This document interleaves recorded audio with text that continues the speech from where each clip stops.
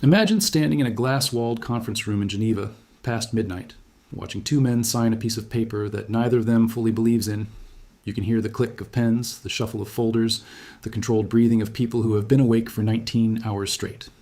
Outside, a Reuters camera flashes through the window.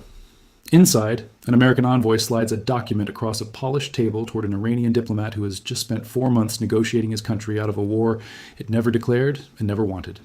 Somewhere over the Mediterranean, an Israeli fighter jet banks east, its pilot still waiting for an order that may or may not come. You feel it in the room.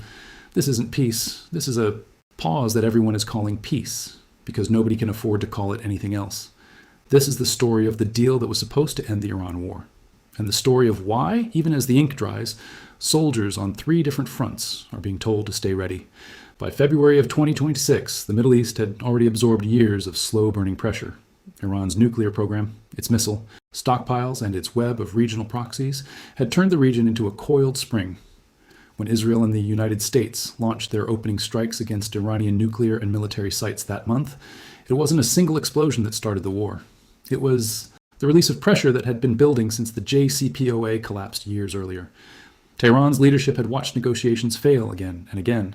Washington's leadership had watched Iran's enrichment capacity creep closer to a threshold nobody wanted crossed. Israel had watched both and decided it would not wait to find out who was right. What followed was 5 weeks of war that reshaped the region's map of fear. Iranian missiles arced toward Israeli cities. Israeli and American strikes hit Iranian infrastructure, military command nodes, and nuclear facilities buried deep enough that planners once called them untouchable. And running underneath, all of it, almost like a second war, was the Strait of Hormuz, the narrow channel through which 1/5 of the world's oil moves every single day. When Iran began threatening and disrupting traffic there, fuel prices in Asia spiked within hours. A war fought over centrifuges and missile ranges had become a war that touched every gas station on Earth. If a story like this pulls you in, the kind where one decision in a war room becomes a price spike on the other side of the planet, this is exactly the kind of history this channel exists to unpack. Subscribing means you won't miss what happens when wars like this don't actually end, they just change shape. By April, exhaustion had set in on every side. Iran's air defenses were burning through interceptors faster than they could be replaced. Israel's own missile shield was straining under the cost of sustained barrages. The United States, technically a co-combatant, was watching its regional bases come under direct fire. 14 missiles had already slammed into Al Udeid Air Base in Qatar the year before, a warning shot from a previous round of the same standoff that nobody in Washington had forgotten. On April 7th and 8th, the United States and Iran agreed to a ceasefire, with Israel folded into the arrangement almost as an afterthought. Pakistan, of all nations, had brokered the framework. For a moment, it looked like the war might simply stop. It didn't stop. It moved. What came next wasn't peace. It was brinkmanship with rules nobody had agreed on. Iran kept restricting access through Hormuz. The United States responded with a naval blockade. Diplomats in Islamabad tried and failed to turn the ceasefire into something permanent. And in Lebanon, a separate and bloodier front reignited almost the instant the main ceasefire was announced. Israeli jets struck across Beirut and its southern suburbs within hours of the truce, because nobody had clearly defined whether Lebanon was even covered by the deal. Hundreds died in that single night. More than 1,000 were wounded. The ceasefire that was supposed to end one war had simply rerouted the violence into a different one. This is the part of the story most people miss, because headlines move fast and memory moves faster. A ceasefire isn't an ending. It's a redirection of pressure, and pressure, once redirected, has to go somewhere. Through the rest of April and into May, the Israel-Hezbollah front in Lebanon became its own slow-motion catastrophe. More than 2,000 people killed. Over 1 million displaced from their homes, carrying what they could on their backs across roads that were sometimes still smoking. A second ceasefire, this one specifically between Israel and Lebanon, was signed in mid-April, a 10-day truce meant to buy time for real negotiations. It held, barely, while the bigger question still hung over the entire region unanswered. Would the main war between Iran, Israel, and the United States actually end, or just keep being postponed in 2-week increments? If you're starting to sense that this region runs on borrowed time between explosions, you're reading it correctly. And that pattern is exactly why staying subscribed matters here, because the next phase of this story is where the real turning point happens. By late May and into June, something had shifted, not in the battlefield, in the exhaustion. Iran's economy was buckling under sanctions that had only tightened since February, with the U.S. Treasury blacklisting more than 30 individuals, entities, and vessels tied to Iran's oil shipping network. Tehran's leadership, for all its defiant public statements, understood the arithmetic. A war economy cannot survive indefinitely against a blockade. Israel, meanwhile, had achieved most of what it set out to do militarily, but at a cost it could not advertise.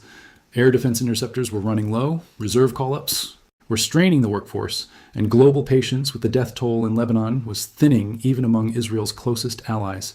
The United States wanted the Strait of Hormuz reopened more than it wanted any further symbolic victory. Oil-dependent economies in Asia were screaming about fuel shortages that had nothing to do with their own policies and everything to do with a war 4,000 miles away. So, in mid-June, something unusual happened. Mediators announced a memorandum of understanding, not a ceasefire extension, not another temporary pause, but a framework intended to end the war formally within 60 days. Negotiators had quietly built what amounted to a real off-ramp, language addressing the reopening of Hormuz, restrictions on further strikes, and a 60-day window to convert the framework into something binding. And then, on the night before it was supposed to be signed, the war almost ended in exactly the wrong way. You are in Tel Aviv. It's evening.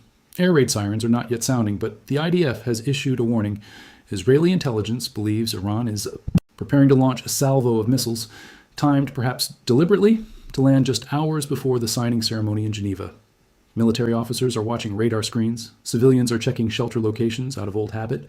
Diplomats in Geneva, holding drafts of a peace framework they've spent weeks assembling, are now staring at their phones, waiting to find out whether the agreement they're about to sign is already dead before the ink touches paper.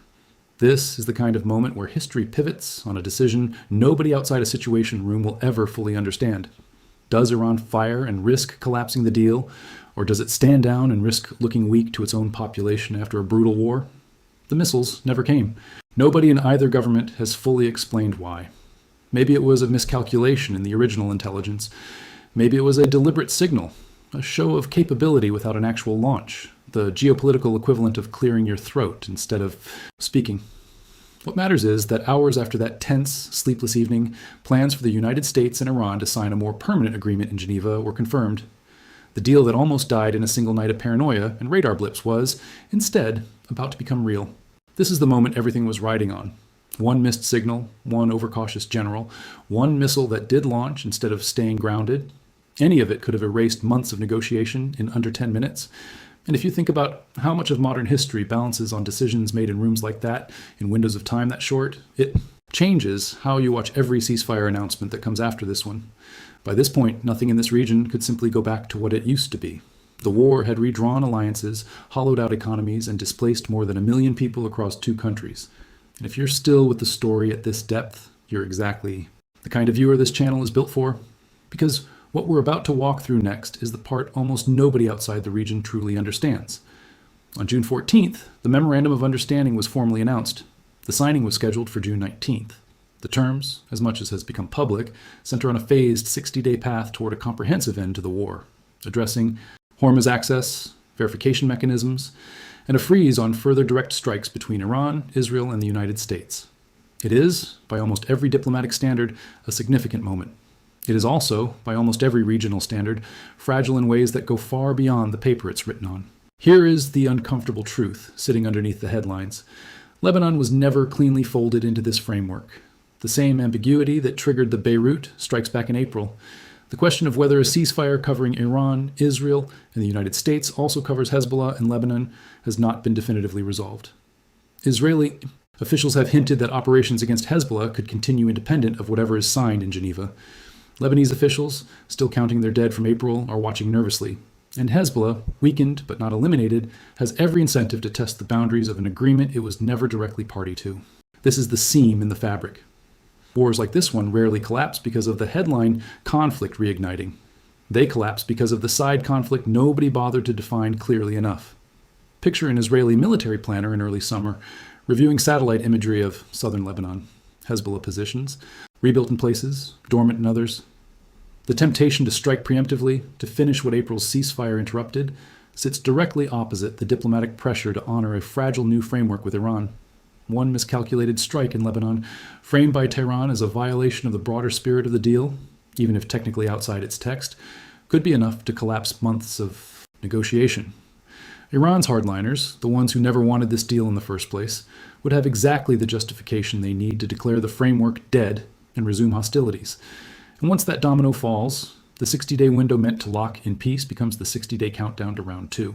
If you want to actually understand how a single unresolved clause in a peace framework can decide the fate of an entire region, this is the kind of pattern this channel keeps coming back to.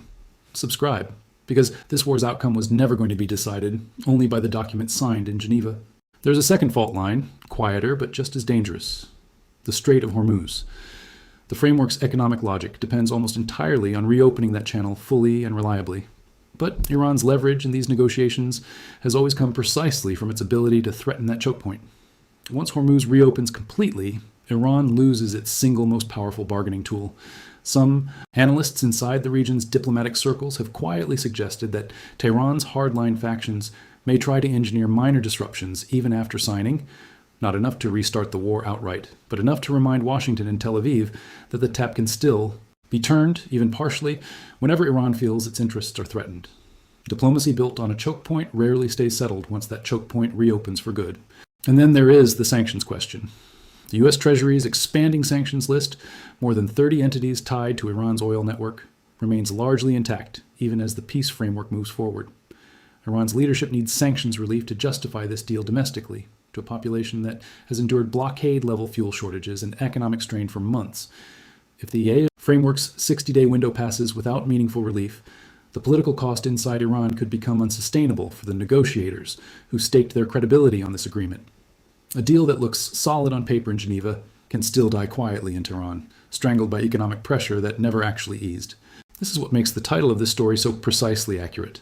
The deal that could end the Iran war is the same deal that could restart it.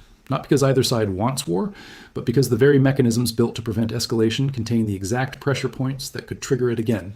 Hormuz, Lebanon, sanctions. 3 unresolved threads stitched into one fragile document, each one capable of unraveling the whole thing independently of the others. Consider the human cost already paid before any of this gets resolved. More than 2,000 dead in Lebanon.